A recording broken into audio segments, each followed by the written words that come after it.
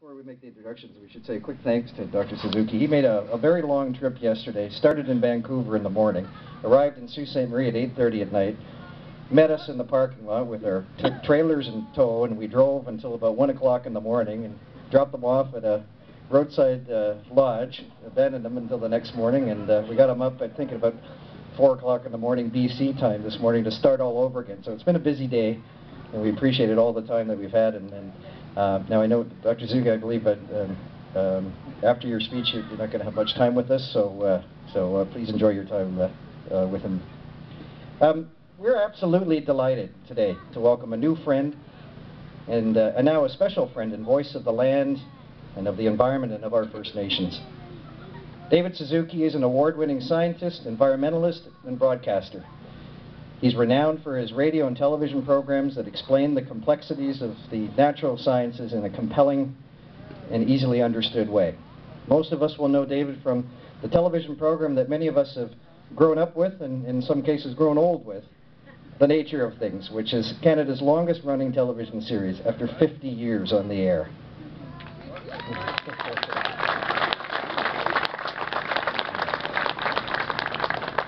Dr. Suzuki is a geneticist. He graduated from Amherst College with an honors BA in biology, followed by a PhD in zoology from the University of Chicago. He held a research associate in the biology division of Tennessee's Oak Ridge National Lab. That's going back, I see. And was an assistant professor of genetics at the University of Alberta. And since then has been a faculty member of the University of British Columbia. He's now a professor emeritus at UBC. He's won numerous academic awards and holds 25 honorary degrees in Canada, the United States, and Australia. He was elected to the Royal Society of Canada and is a companion of the Order of Canada. Dr. Suzuki has written 52 books, including 19 for children. And I know it's been a real special time for the children of Mobert to spend time with him today. Dr. Suzuki is recognized as a world leader in sustainable ecology.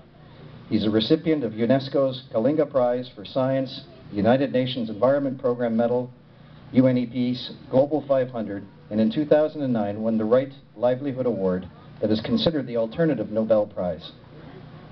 And even though we've only known him personally for about a day, it's very evident to us that his passion for the environment is exceeded only by his pride and his joy in his family. It's my honor and privilege, and frankly a very cool moment in my life as a Canadian, to be able to introduce our special guest and our new friend, Dr. David Suzuki.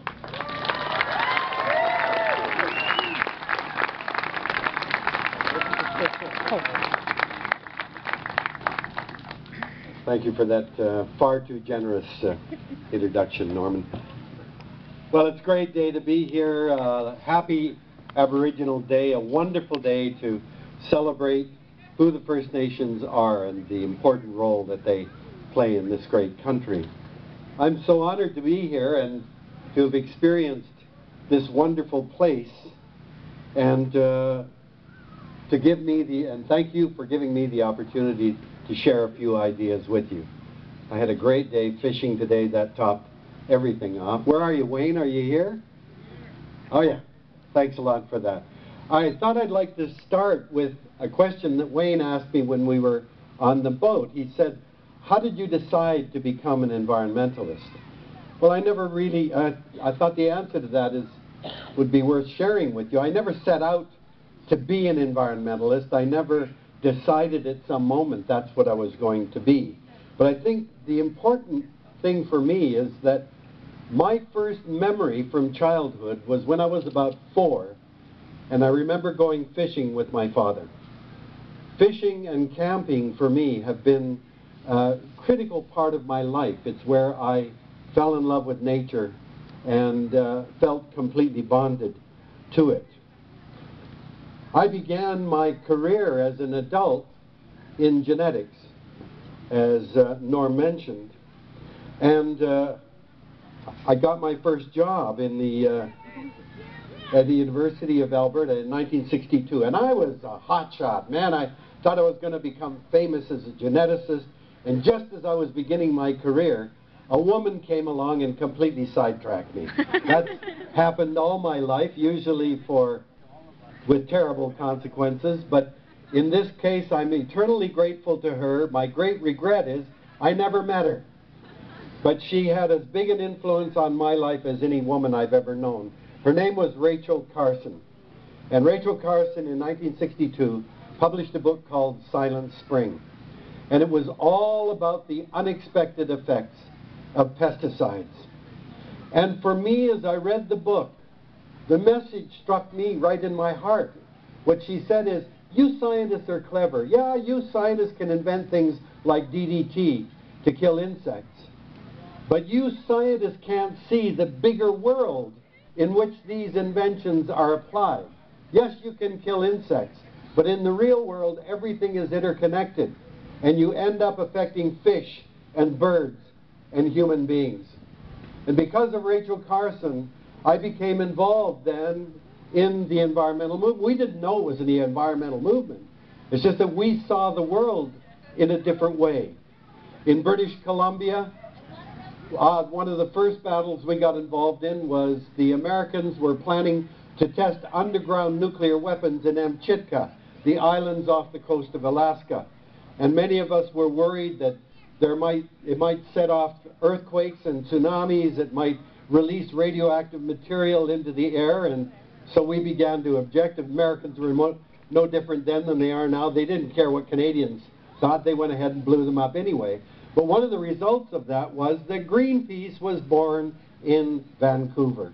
A lot of Canadians don't know Greenpeace was a Made in Canada organization that began as a protest against nuclear weapons. And I think the name Greenpeace is very important. You see, the environmental movement began not just worrying about hugging trees or protecting pretty seals. It began with a sense of peace. Social justice was a very important part of the whole environmental movement. I fought with the Nisga'a people and the Haida people against a plan to drill for oil in Hecate Strait, and we stopped it. I stood with the First Nations in up around Fort St. John to object to a dam to be built at Site C on the Peace River, and we stopped it. But guess what? We've got a right-wing government, and they want to drill for oil in Hecate Strait 30 years later. They want to build a dam at Site C, and so we begin the fight all over again. We were fighting against clear-cut logging all across British Columbia and against pollution from pulp mills and factories.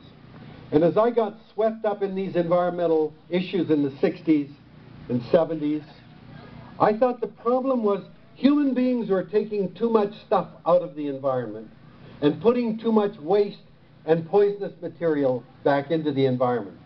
So in my way of thinking, the solution was that we needed to have laws determining how much and what you can take from the environment and how much and what you could put back into it, and enforce those regulations. So in the early years, in the 60s, we were lobbying governments saying we need departments of the environment. You know, when Rachel Carson's book came out in 1962, there wasn't a single department of the environment in any government on earth. The word environment in 1962 didn't mean what we now know it to mean today. So we were lobbying governments saying we need departments of the environment. We need laws to protect the air, to protect the water and endangered species.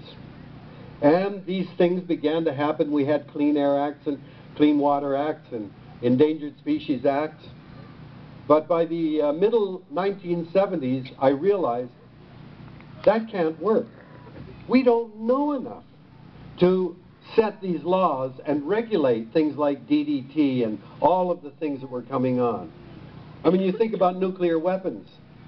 When nuclear weapons were dropped over Japan in 1945, we didn't even know there was a thing called radioactive fallout. That was discovered years later when they tested a bomb over Bikini. So we discovered these things that we didn't know about after the fact.